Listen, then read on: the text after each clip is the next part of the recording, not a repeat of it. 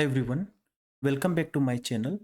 Today I will show you how to use Microsoft Agent Framework to interact with the Copilot Studio using the Python.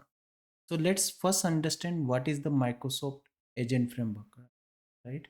So essentially this is the new framework recently Microsoft released, and basically it combines both semantic kernel and autogen capabilities.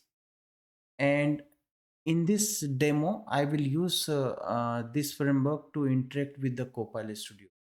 And and the reason why I'm building this kind of prototype or demo is because sometimes, like let's say you are building a agent using the Microsoft agent framework, but you already have another agent in Copilot Studio, and then you want to leverage your existing agent and then enhance the functionality of the agent, right? So in those scenario you can integrate your existing agent using the Microsoft agent framework. And as you can see in this diagram, I'm going to use uh, agent framework, and I will also use the Azure to set up some of the authentication permissions, and then Copilot Studio to build a agent. So let me start with the Copilot Studio. So this is the agent which I already built, right? And I have already published this agent. So one of the prerequisite to consume this uh, agent in the agent framework is first we have to publish it, right? So I already built it and published it, and then actually we cannot directly use this, right? So we have to enable certain settings in Azure portal for this agent to uh, consume or interact in the agent framework. And whenever we create a agent in Copilot Studio, so by default Microsoft create a app inside the Azure portal, right? So let me go here. So it registered the app here, and as you can see here, these are the different agent which I created, and for those agent it registered the app here. And here today I'm interested on for this factory operation agent. So let me just go ahead and go here and set do few settings here. So first thing we have to do is we have to set up the authentication. So in the authentication, first we have to set up the platform configuration, and for that we have to click here add a platform. And once we click, there are different kind of platform, and for this demo I'm interested only for mobile and desktop application. So we have to select, and then here we have to provide a redirect URL. This is the redirect URL we have to provide. So I already set up this, so I will just go ahead and cancel this. So this is the first setting we have to do.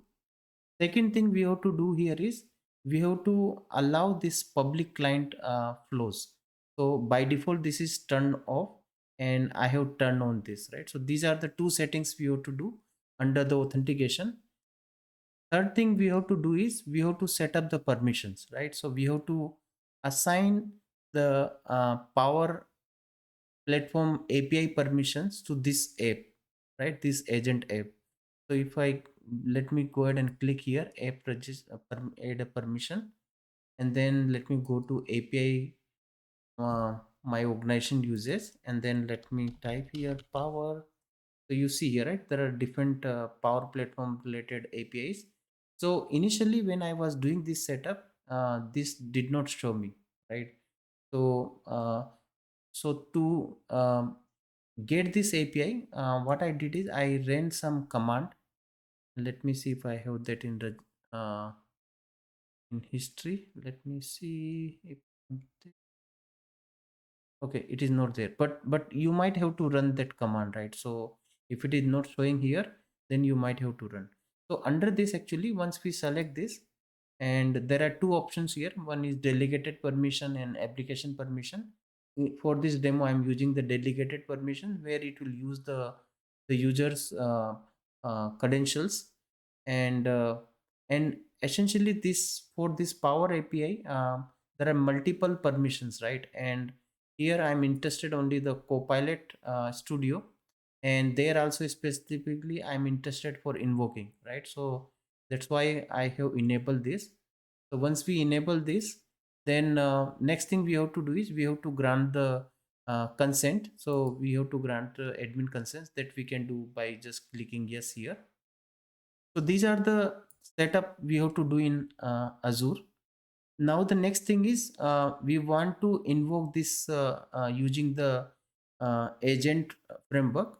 So that actually I have built a Python script. So let me go to VS Code.